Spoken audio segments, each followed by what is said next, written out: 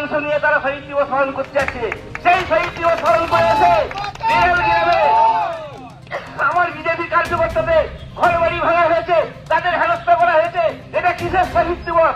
কিসের শহীদ দিবস দেখে মমতা ব্যানার্জি তিনি একটা জায়গাতে ধরে রেখেছে। মমতা ব্যানার্জি যে শহীদ দিবস পালন করে 1993 সালে যে ঘটনা ঘটেছিল, মমতা ব্যানার্জি তখন তৃণমূলের নেত্রী ছিলেন, তিনি হাইজ্যাক করেছে। ওদের মমতা ব্যানার্জি অনেক কিছু হাইজ্যাক করতে পারে, নরেন্দ্র মোদী প্রকল্পগুলোকে হাইজ্যাক করতে পারে। নিজের জায়গায় যদি ঠিক রাখুন, তাই আগামী দিনে আমাদেরকে এই লড়াইটা লড়তে হবে। সবাইকে আবার ধন্যবাদ জানিয়ে তখন যত বিজেপি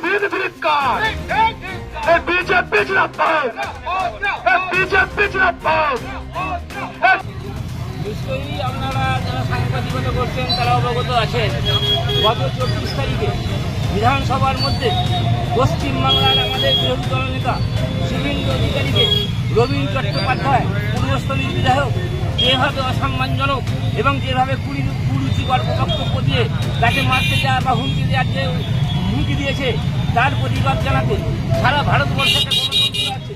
বিরোধী দলনেতা মানে পশ্চিমবাংলার যে রাজ্যের মুখ্যমন্ত্রী, তার পরে স্টেজিকার হয়, তাহলে সেই ধরনের রাজ্যায় একজন বিরোধী দলনেতাকে যদি তৃণমূলের একজন এমএলএ এইভাবে হুমকি দেয়, তাহলে পশ্চিমবাংলার সাধারণ যারা কর্মী, যারা ভারতীয় জনতা পার্টি করছে, তারা কোন জায়গায় পৌঁছবে? তারই প্রতিবাদ জানাতে আজকে জামালপুর বিধানসভায় হরে কৃষ্ণ কুমার সেতু জামালপুর পরিবহন কমপ্লেক্সের সামনে ভারতীয় জনতা পার্টির তরফ থেকে ভিক্ষার জবাবের জন্য এই পথ অবরোধ 15 মিনিটের আমরা পথ অবরোধ করলাম। এর যদি সুরাহা না হয়, এরপরে যদি বিজেপি কর্মী বা বিজেপি নেতাদের আক্রমণ করা হয়, তাহলে আমরা আরো বৃহত্তম আন্দোলনে যাবো। এইটুকুই আমি জানাতে পারি ভারতীয় জনতা পার্টির তরফ থেকে।